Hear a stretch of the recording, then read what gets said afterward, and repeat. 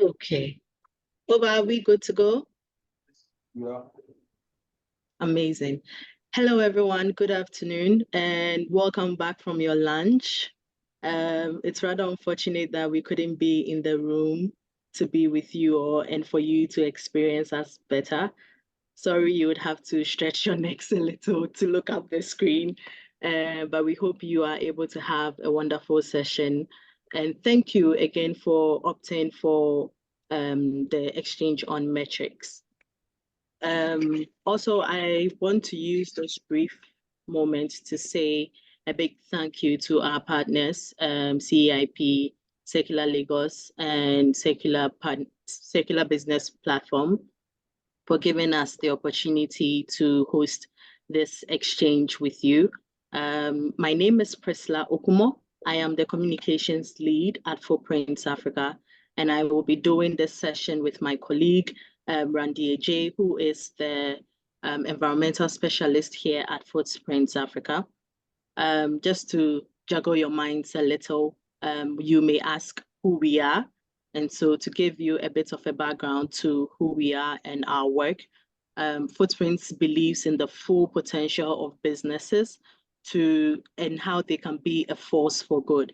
And so currently we are championing and supporting businesses in Ghana to help them adapt future-friendly practices.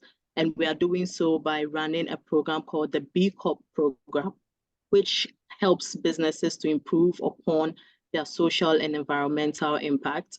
Over the years, we have supported over 160 companies operating in the waste and catering sectors, and we have taken them through the B Corp framework, which allows them to set realistic targets that they can use to improve upon their social and environmental impact.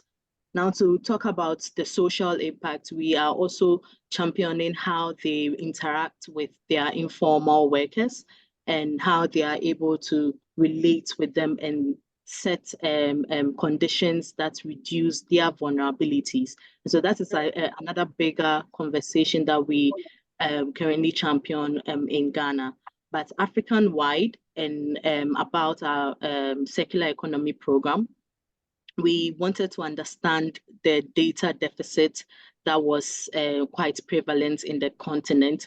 There were very few secular cases that you could easily Google and find secular businesses that were operating in Africa. And so to address and to bridge that gap, we started mapping what was happening on the continent. And so far, we are currently housing over 500 case studies, which is truly showcasing what is happening on the continent. I know there are conversations in the works about extending that database. And so if there are secular businesses in the room, I'm sure we will get your contacts to profile you on that particular platform. Following that, we've gone ahead to produce specific thematic reports that focus specifically on the issues that some high-risk potential sectors are facing to help build evidence for their impact. So you can see on your screen the reports that we have written on the built environment, regenerative agriculture. All these reports are currently on our social media, on our website, on our social media platforms as well. And on our website, you can visit that and then have a much detailed read of the reports. Another aspect is we also support secular businesses with the tools for them to be able to evidence their initiatives. And so far we have supported 2 groups of secular businesses, some in Nigeria, to take them through the measurements framework to which you are here to learn about the measurement metrics. And so without further ado, I think I won't even bore us so much with so much talk about what we do, but we are doing quite incredible work. And if you have the moment, kindly go onto our website to learn more about Footprints and the work that we are doing in Ghana and Africa as a whole. So I will hand over to my colleague. I think what we will do, given this is a hybrid session, if you have any questions, kindly relay them through Oba, who would share with us, and then we can answer them. If you are, I think we have some people also joining us virtually, so you can easily pop up your questions on the chat box and we will pick them up and respond to them. So I will now hand over to my colleague, Randy, who will take us through the measurements framework. Thank you. Thank you to Priscilla. Good afternoon, everyone. I really appreciate your time this afternoon to learn about our measurement work. Just like Priscilla was saying, it would have been better for us to be there in person, but the thing about hybrid sessions is that if you being the participant, you don't engage with us, it makes it difficult for us to impart the knowledge that we are trying to do today. So as much as possible, let's make use of the chat box to understand something that may be confusing, ask questions, and also contribute wherever you can. So I won't waste so much time about what a framework is about because we have a different aspect of this whole presentation to take you through it. But just to give a little background to this measurement work that we've been doing. So Priscilla mentioned we have a database of circular economy case studies that we were using to evidence the kind of initiatives we have in Africa. For us at Footprint, whatever work that we do, we try to learn from it. We try to see what are some challenges that exist that we can use our approaches, our interventions to address. And one thing that we realize is a common challenge for all the companies has been funding. And I'm sure for those in there, if you're a business owner, I'm sure we are all like looking for ways we can get money to expand so that the impact that we are making, we can make more of that so that we can able to address the challenges we have in our communities and create jobs.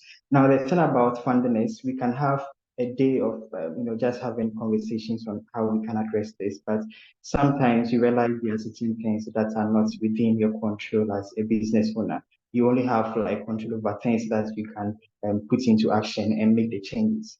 So just to get to the roots, cause of this whole funding issue, we're seeing what the companies were lacking that is making it difficult for them to attract the funding that they need. And one thing that we realize is, being in the circular economy space, we understand we are trying to reduce waste, we are trying to avoid resource depletion, regenerating nature.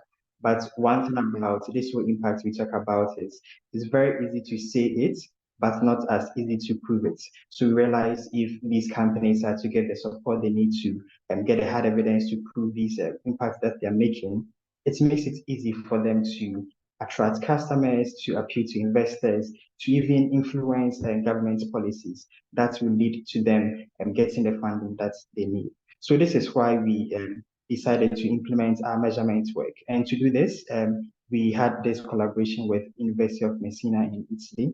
And with this, they had a PhD student who had at the time developed this framework called a strategic circular economy impact assessment framework. We just say CF for the sake of time throughout this presentation. But basically, the framework was developed to help SMEs to address the issue of measurement. So for companies who want to measure their impacts, this is what the framework was to do. The framework is not a method itself, but it's like a collection of methods that are going to help the companies address these measurement needs. So we don't try to reinvent the wheel by bringing in new tools. We use this framework as a guide to use the existing tools, which will help the companies measure the impacts that they make on the environment and society. Now, the thing about the framework is we understand companies may be at different stages when it comes to their journey, their measurement journey. So this is in a way where even if you're a startup, if you've been operating for a while, if you've never heard of measurements before, this is something that you can apply. So for this session, we are hoping if you're a business owner, if you're interested in measurements, this is something that you can start working towards. There are certain things about the framework that even in this session, you can start writing down and working on it. Then when you go back to your companies, these are things then you can put in place. So as much as possible, just so this is as beneficial for you as it was for all the companies we've engaged with in the past, kindly try to see how you can start making applications of these learnings. Okay, so let's look at the framework. But before then, you realize we talk about so many resources, tools, methods that may get a bit confusing. So just so you have that guide that you can always refer to, we developed a how-to guide that is to help companies who have decided to go through the measurement process, to go through this document and to get all the support that they need. So if at any point you want to go back to whatever we're going to discuss today and to implement this guide is there to support you through the process. It's on our website, which I'm sure by now we have dropped in the chat box for those interested. Now, before you even start measurement, there is one thing that you have to keep in mind. The measurements is not just for the sake of getting numbers, but it's to do something that will benefit you so that it will help you make the impact that you want to make as a company. So before any organization decides to go through the measurement process, the first question they ask is, why? Why should I go through this process? Why should I measure my impact? So if you are here with us today, kindly be thinking through the reasons why you would want to measure the impact that you are making. But for the companies we've worked with in the past, these are some of the examples that we are learning. These are some of the reasons why they want to measure their impact. One thing that companies talk about is how they are competing with other manufacturers in the linear economy space who, because of their practices, even though it may be harmful to the environment, it helps them cut costs and they make more money. So it's difficult to price your products in a way that you can compete with such organizations. So thinking about how they can measure their impact so that if they need investors to come in here and help them make the impact or try to produce whatever they do. And they needed the data just so once they go to investors, they say, this is what we have on the market. This is what we are producing. This is how we are different from linear economy options. So for them, this data gave them the opportunity to do the pitching that they need to do to investors whenever they needed some grants and they needed the numbers to show that this is the impact that your money is going to contribute to. Measurement was a way for them to do so. Now, for some companies, they were trying to see how they diversify their revenue generation. And carbon credits was one thing that they decided to explore. They know the work that they do because they are recovering waste, they are avoiding virgin materials from being extracted, and that is helping in the avoidance of carbon emissions. So with this, they qualified for the trading of carbon credits. But you cannot do this until you've quantified the amount of emissions you have avoided with your operations. So for them, with the measurements, they were able to do the measurements they need, quantify the emissions they are avoiding so that they can be in a position to explore carbon credit trading. Now, for companies that have standards to work against, if the work that you do comes with some regulations, maybe you are given a limit to how much emissions you can make, how much waste you can generate, whatever that is. It's hard to work towards this if you don't know your baseline, if you don't know where you stand. So with the measurements coming in, they were able to adhere towards this by looking at what they're doing and comparing that to the standards that exist. Now, the fourth one is an interesting one because as business owners, every day, what makes us leaders is the ability to make the right decisions. Now, if you are in a position where you have to decide between options, but you don't have data to show which option is better, you are going to struggle. So with measurements, you are able to see the impact of the various alternatives you have and making the right decision. Last one being customer messaging is how you are able to use the impact that you've been able to measure to communicate to your customers that you are not just buying this from us, but you are contributing towards this amount of impact. It makes it easy for you to communicate this to customers. Anybody at all can say they are making a positive impact, but if yours comes with that number, that will make it prove that indeed you are not just making facts or claims that are not true. Measurement is going to help you provide that hard evidence that you need.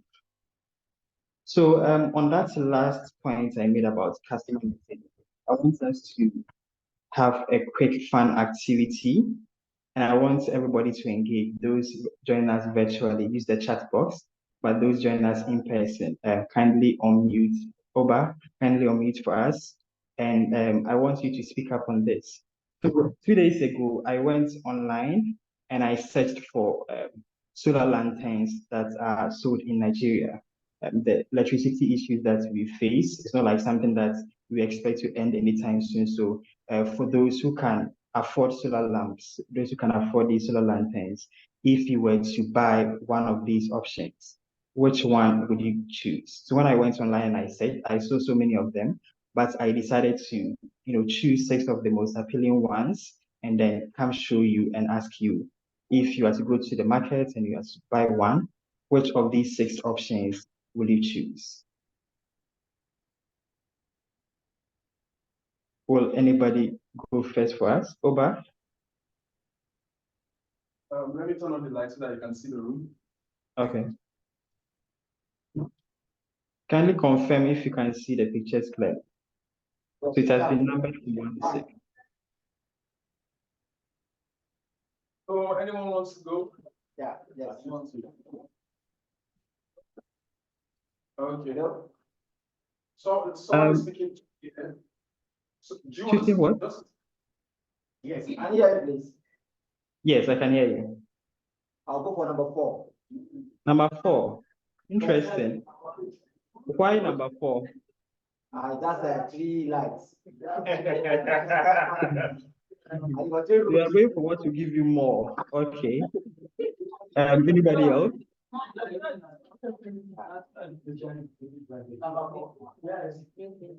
I choose 2. It's more. You choose 2.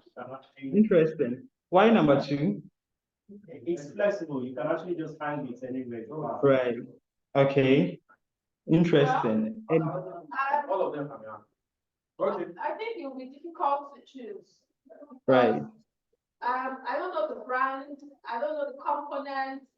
I'll Yeah. naturally want to incline to something more sustainable, so without all of those information, I don't also know the price. Right. Without all of this information, it becomes difficult to make a choice. Yes.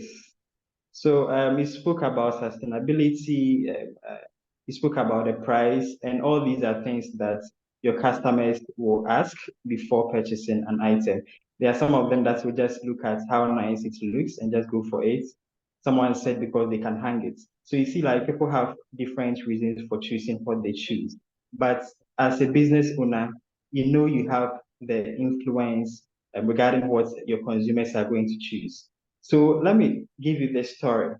So number 5, nobody chose number 5, but number 5, one, they produce this in Nigeria, and by producing this, they use recycled material. So 70% of the materials that go into this are from recycled, materials that they extract from the environment. So by doing this, it is going to avoid the extraction of virgin materials, which will come with its own associated negative impacts. Also, by using recycled materials, you are giving back to the community by helping the informal workers who do go around picking the waste to get some money from this. So this is the story that number 5 is coming with. The prices are similar. If you're looking at the brightness of the lights, let's say they're all similar, but for the person selling it, this is the story that they're giving you. Now I'm asking, does that influence your decision to choose number 5, or we are all going to stick to the answers we gave earlier? So coming back to those who spoke. There's additional information because I think it is in the showroom, right? And I think they said it can also charge your phone, it can serve as power bank. Number 5. I'm struggling to hear you, but is there a way for you to see that? So he mentioned that there's an additional feature that they got from the marketplace. I informed you that it's a marketplace. So QuadLoop is showcasing their products. So he mentioned that it's also a power bank, so you can also charge your phone with it. Right. So that is that's yeah. probably a new feature. That's probably a new feature that I was just adding. Right. So with all the question. features, Yeah, of course. Yeah, of course. We won't choose him. He's one of us. Made in Nigeria, and then it's just across the board. And it's not oh, but you have to help me here. I'm struggling to hear the contribution. So, can you hear me, Randy? Yes, I can hear you. So everybody in the room agreed that number 5 is Nigeria made. So we definitely have to go with our own. And then of course it's also sustainable. So that's why they are unanimous decision. Right. So that is the thing about consumer messaging. Now, again, it's possible you put it out there that you're using recycled materials, like all these fancy things. What if you wake up and all the other options are saying the same thing? Yes, we are also using recycled materials. What will differentiate yours from the others is when you provide numbers, when you provide that hard evidence or data to show that it's not just you saying you're using recycled materials, but this is the numbers that we are getting from our measurements, and this is what it can lead to. So the thing about getting funding as producers, we were looking at not just investors, but how you are influencing consumer choices when it comes to the market, so that if they are to be given the opportunity to choose between different products, yours is the one that they find the most appealing. So this is the reason why we feel measurement is important for organizations. This is why we believe as we are looking for investors grants, we can also do certain things internally so that we are getting more customers and making more money as business owners. We come to the framework we mentioned. Now, at first glance, this may look quite intimidating. It may look like so many things that you have to go through, but you realize once we take it one by one, it's not as complicated. The whole reason behind doing it this way is to make it very simplified for organizations at any stage of their operations. So just for the sake of our next activity, I'll quickly take us through this, then we will work on the next activity. Once we are back, we will look at how this is applied for a company in practice. Now, the framework is in this format. It's in 5 different steps. The first one is what I'm hoping we can do today. The first one, we want to look at the vision we have as a company in terms of the impact we want to make, or in terms of the results we want to showcase in the future.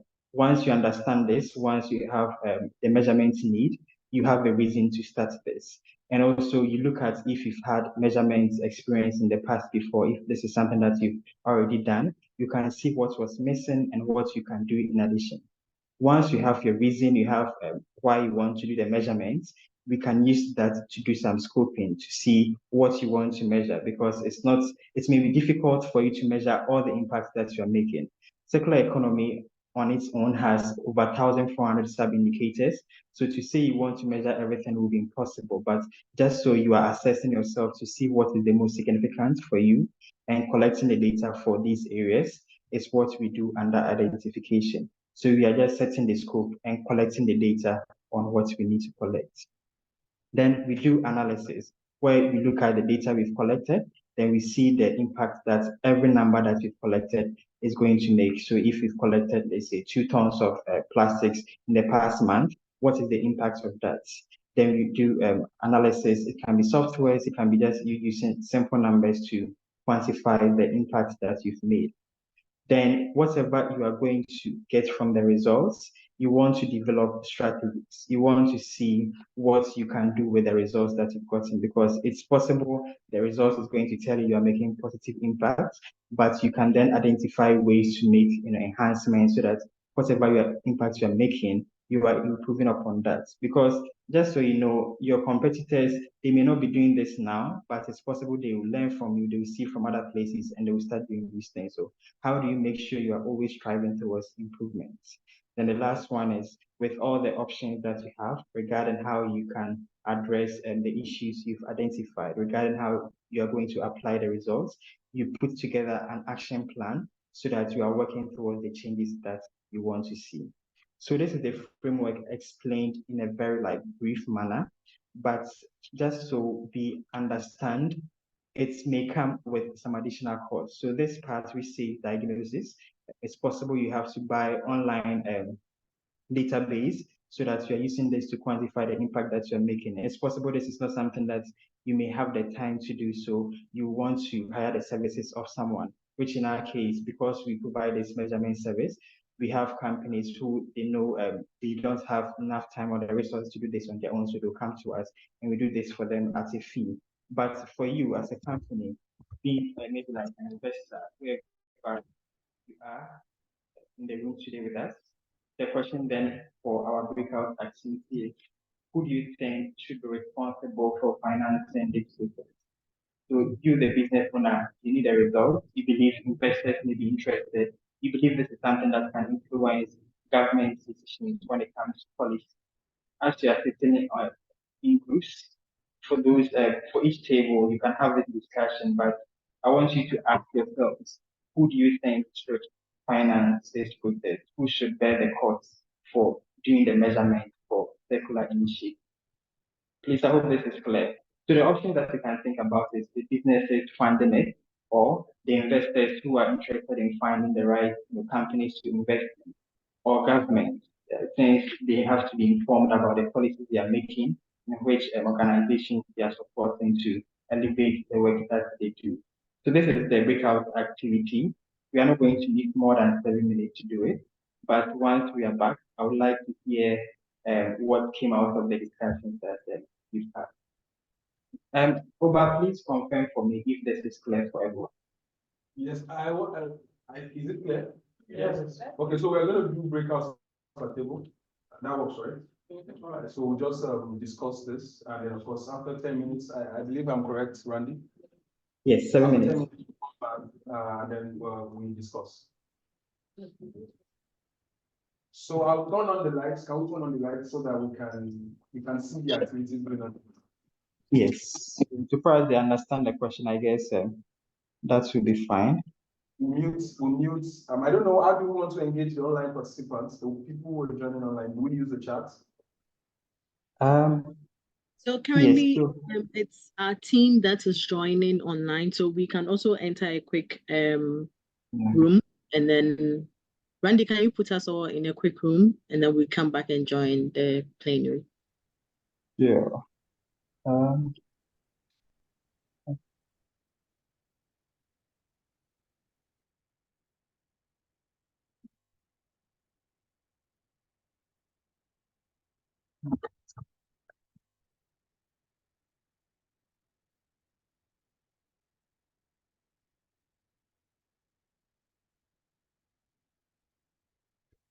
I'm going to see control option.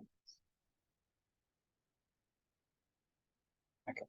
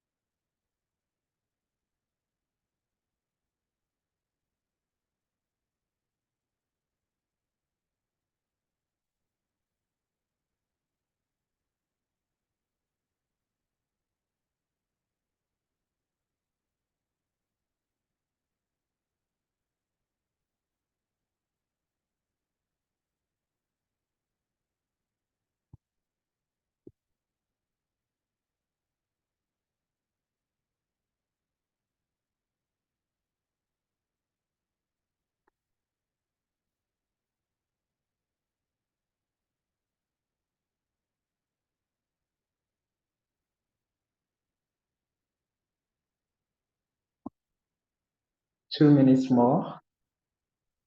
We have 2 minutes more.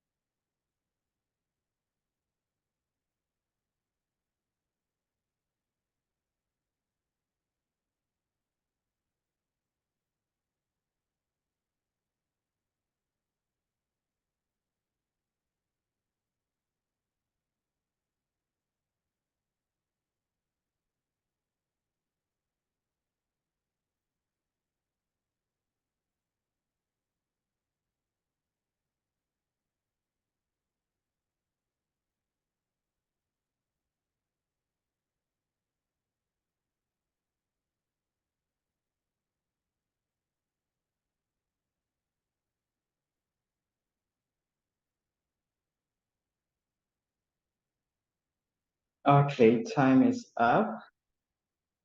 We should be wrapping up.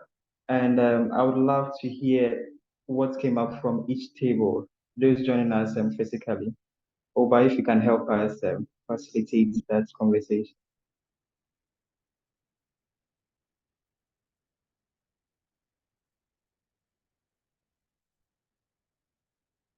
One more. Let's only talk about already have we talk on online.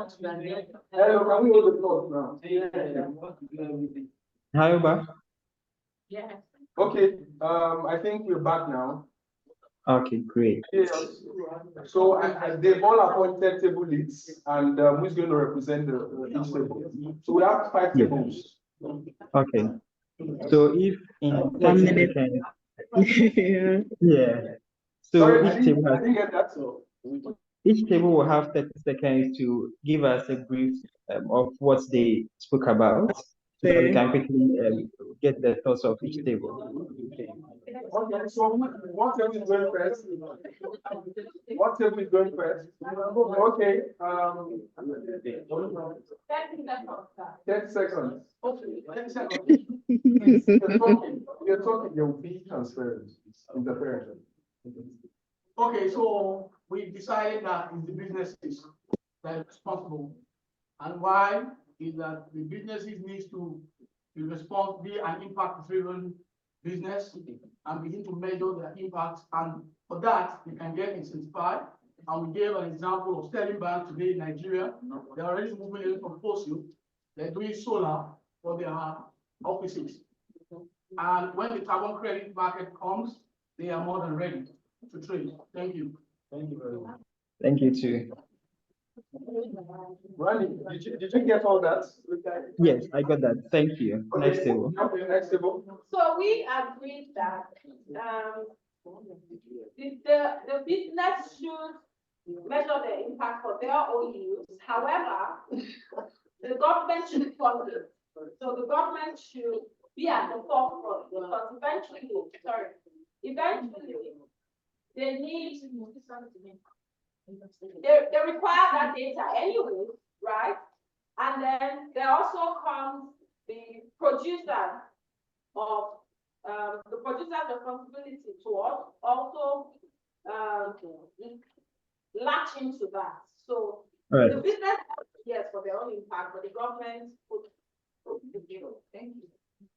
Thank you too. Next table. Right. Okay, so from our table, there's a general consensus that the business should do it. However, Okay. we have also indicated that the investors could actually bear a part of the liability. I mean, more like shared responsibility to carry this out, while government focuses on regulation and then and policy formulation.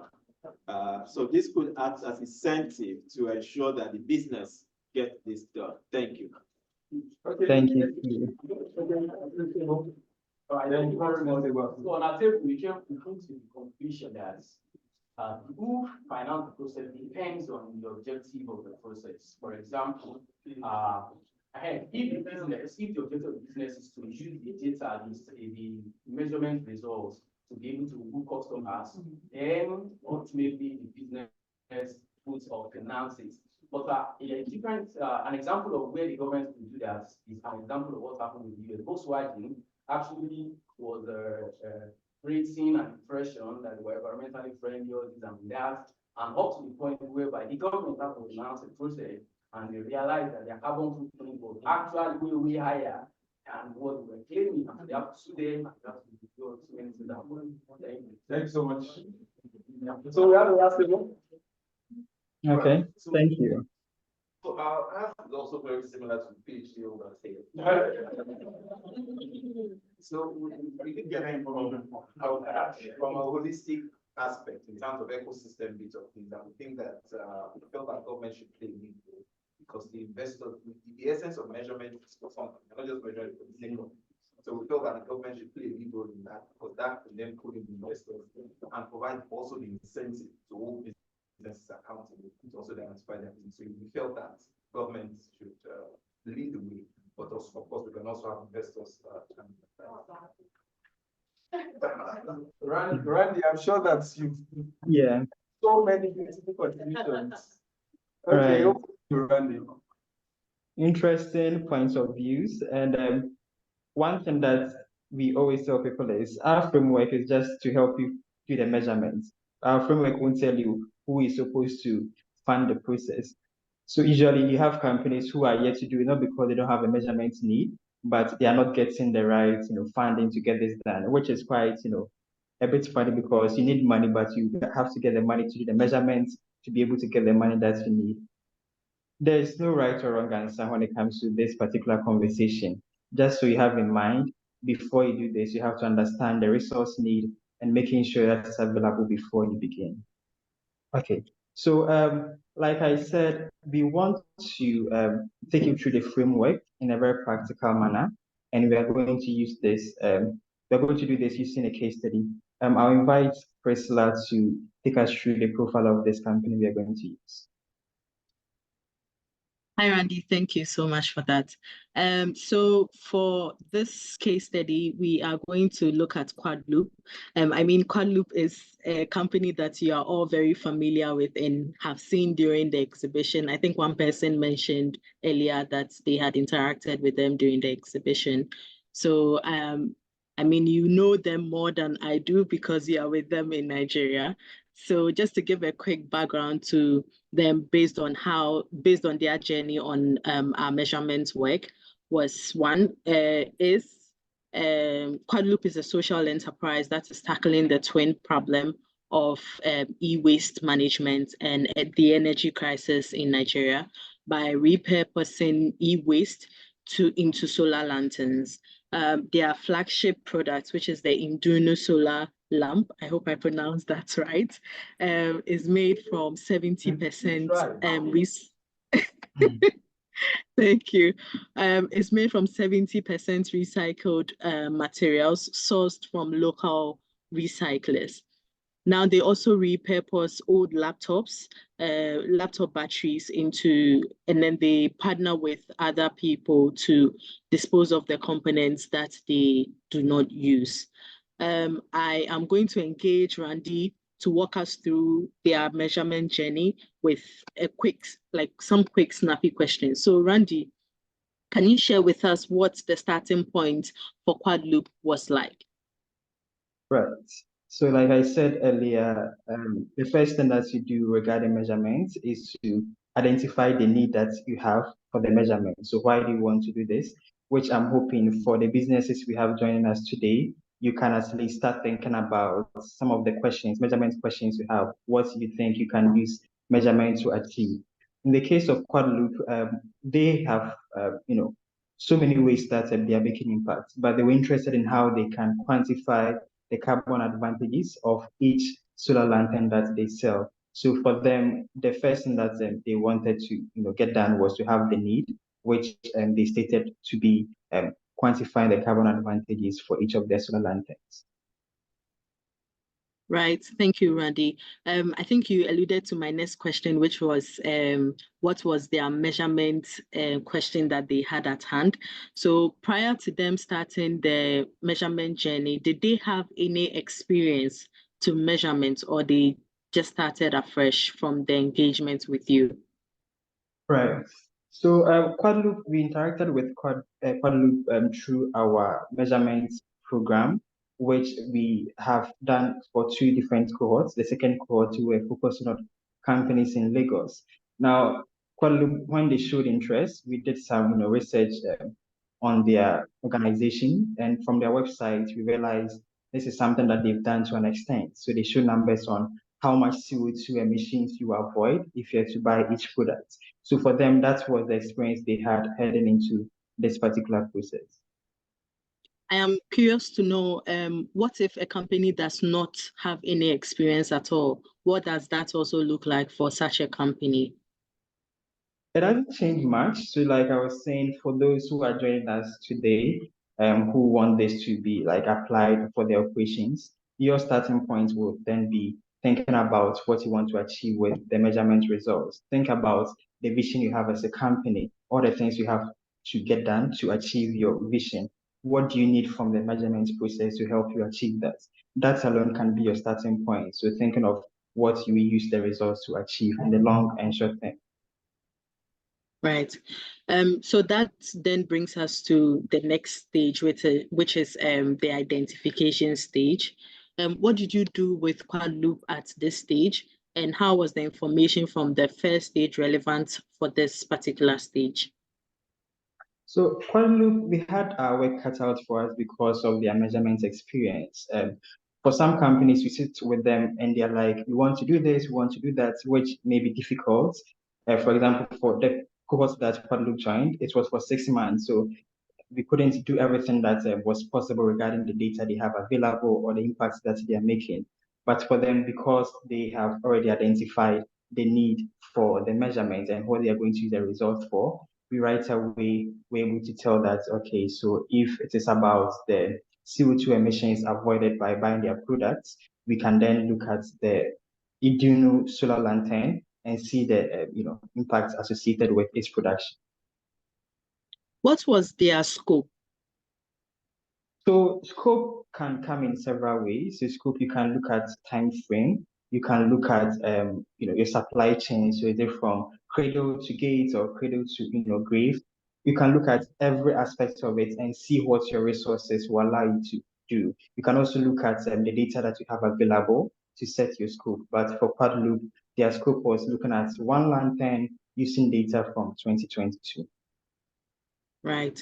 And based on the data you collected, based on this scope, what was the data that you collected?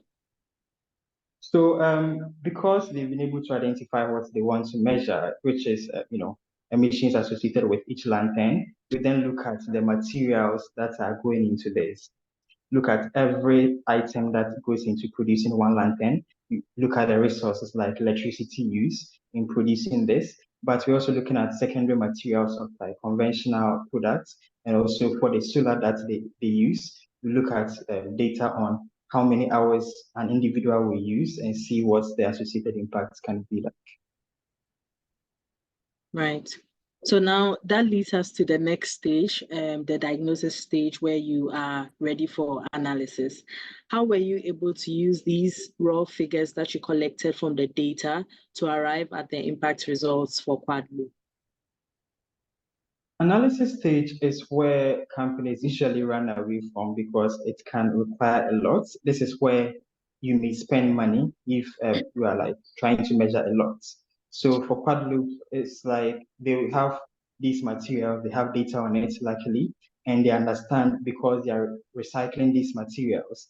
As a result of that, virgin materials are not being extracted for their products. So what we did was for these materials, we take each material, we use the IDMAT database, which is going to tell you for all these materials, this would have been its associated impact if it was being extracted as a virgin material.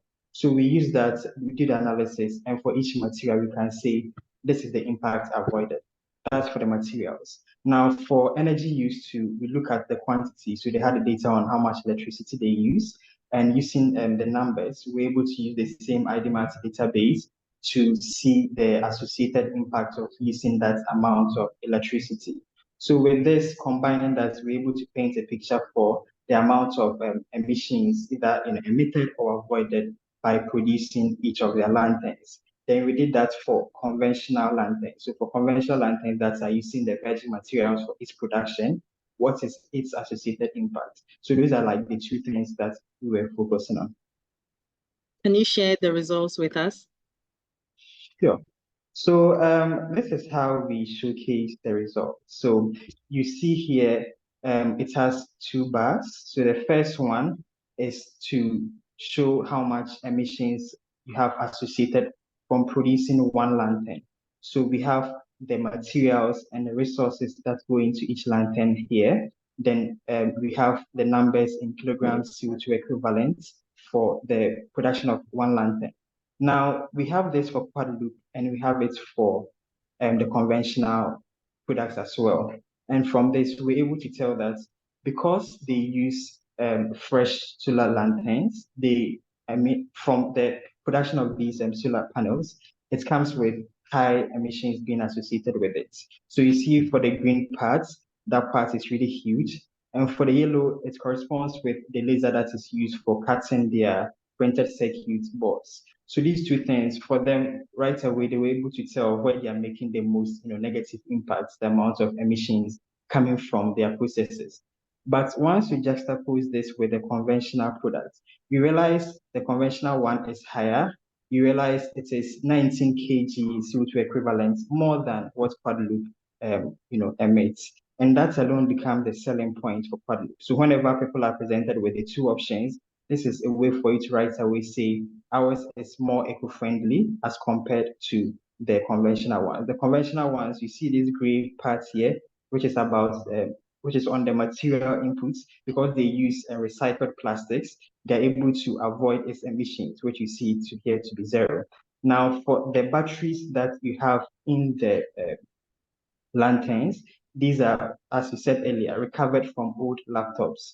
So these batteries, its emission has been avoided because these ones have been recycled. So for quad loop, this made the work easy for them. They have like an easy way to tell consumers that this is how our products are better. But looking internally too, they now understand they can make changes based on the data that they've learned about their processes. Right. So with all of these results obtained, what then becomes the next step for an organization that goes through this process?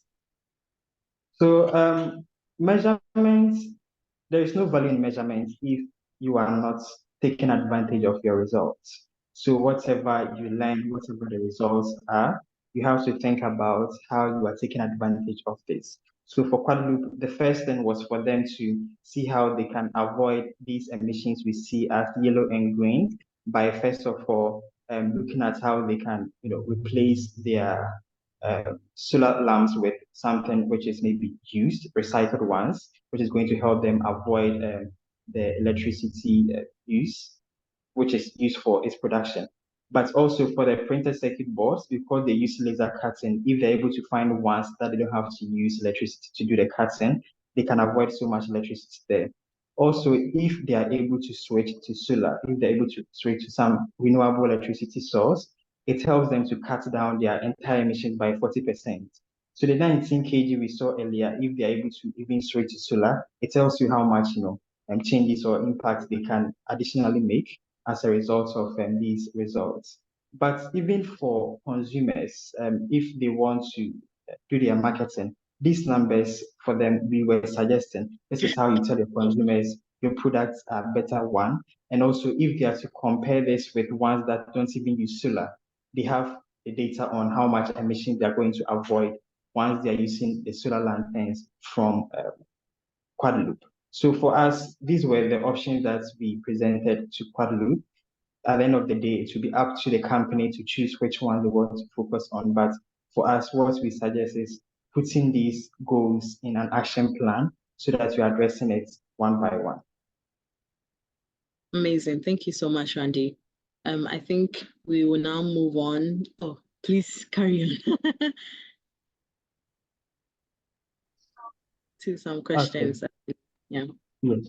So we have an idea how this whole process is like. As a business owner, for those who you know, representing the government, investors, what are some questions you have here, or what are some thoughts this is sparking up for you? So Oba, once again, if you can facilitate this conversation. Okay, it's been an interesting interaction between you and Priscilla. So, and I'm sure that there are questions in the room. And so, who would can we turn on the light so that Priscilla and the rest of the can see? So, who would bell the cat? Who would start us with a question? Okay. Not a question, but just generally a comment. Can you hear that? Can you hear me? Yes, I can. Okay, so not a question, but really a comment. So great work with what you shared with us, but I just wanted to share some information with the team and with the whole. And so there's a trend, especially for Nigeria. So sustainability reporting is taking massive momentum. In fact, from this year, a couple of countries will be reporting on sustainability using some sustainability standards. We see for SMEs in line with the journey, so maybe from like 2028. I just wanted to say that, measuring, circular impact using these sort of tools is already one way of building capacity already for that.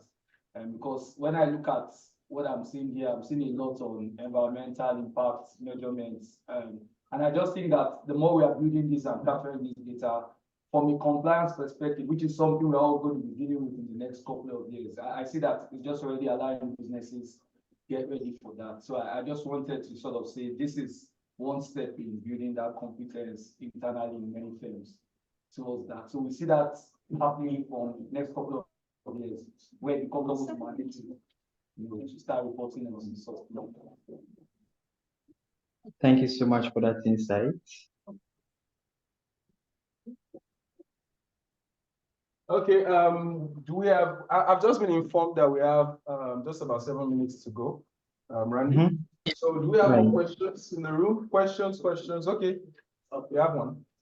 Yeah, hello Randy, thank you for the presentation. Yeah, my name is Burigal. So my question would be, what would you advise, I remember at some point I played some role in Quad Group getting to this stage when they participated in an hackathon, and I was delighted to see what they are doing, But the question is, there are hundreds of Quad Group elsewhere, that require support to get this done. How do we track or target them, or how do we bring this to light for them to receive a support that will also get them to where Quad is at the moment? Thank you.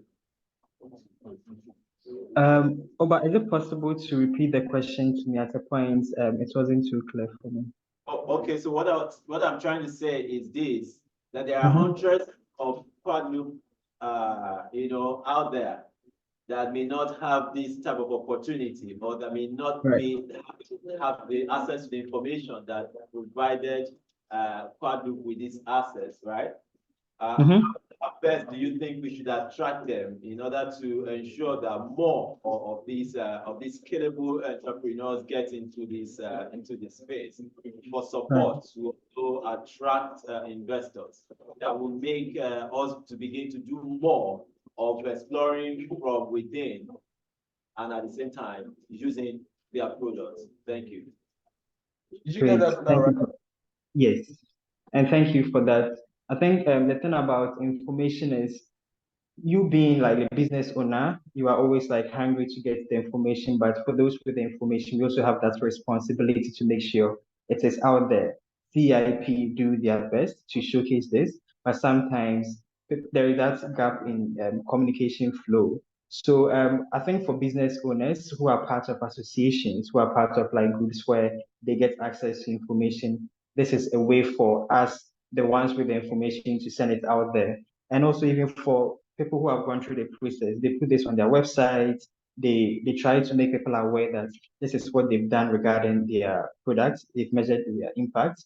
And for other products or other businesses like Quadloop, this is where they get to hear about it.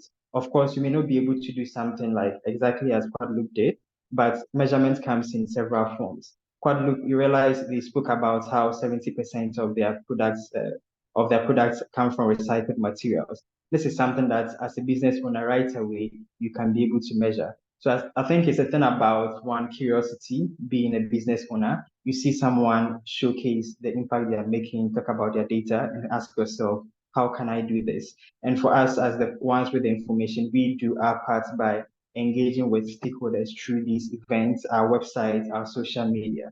So each party has to do something, but out of curiosity, once you are learning these things, you then try to see what you can do on your own to get something done. It doesn't have to be as comprehensive as Quadloop did. It can be something simple as starters, like looking at the amount of materials you are recycling.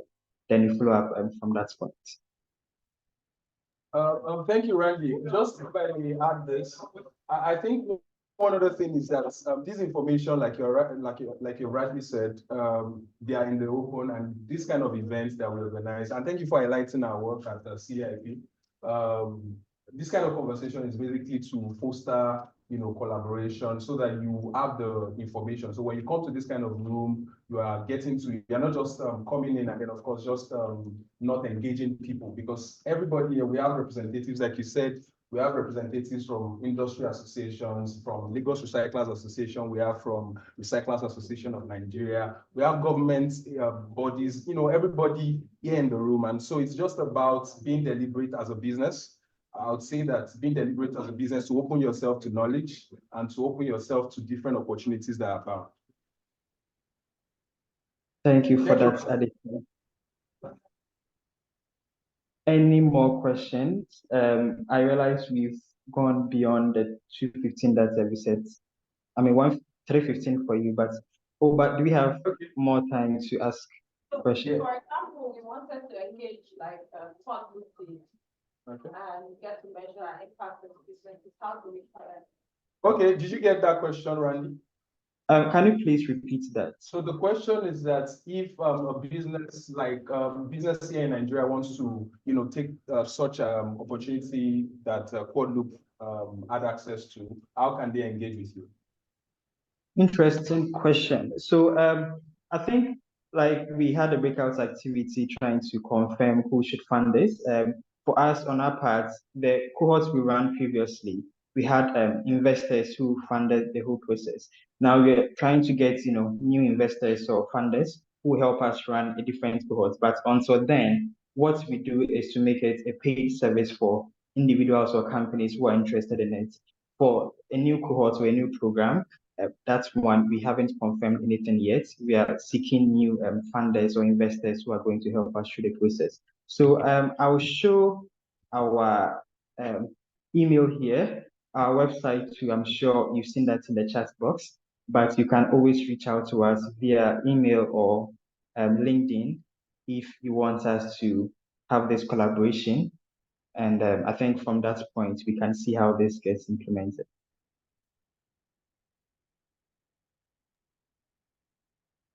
Okay.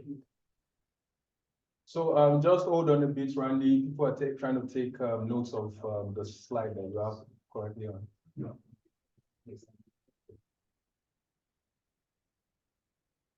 Yes, I think we can round up this session. Now, Randy, do you have any other thing you want us to know before we close the session? I want to thank everyone for being attentive, your engagement. Like I was saying, we needed that energy to make this hybrid session work. So I'm glad you all came with your questions and your contributions. Just so you have, you are doing something out of this. I hope we all have our measurements question in mind. Once we are going back to our companies, now we can start collecting the data that we need to make this measurement come to life. It's very easy to see you want to go through the measurement process, but if you are not already taking data on, for example, the amount of waste that you are recovering or the amount of resources that is being avoided or depleted, it makes it hard for you to go through this process. So just have that measurement question in mind, have that zeal in you, keep collecting data on these areas. And once that opportunity comes, or once you have the time or the resources, you can go through the entire process to measure the impact that you are making with your wonderful products and services. Thank you so much, Randy. Thank you. Don't have your name on the attendance list, please kindly do so before you leave the room. Thank you so much, everyone, for coming. Bye, Randy. Bye. Bye, everyone.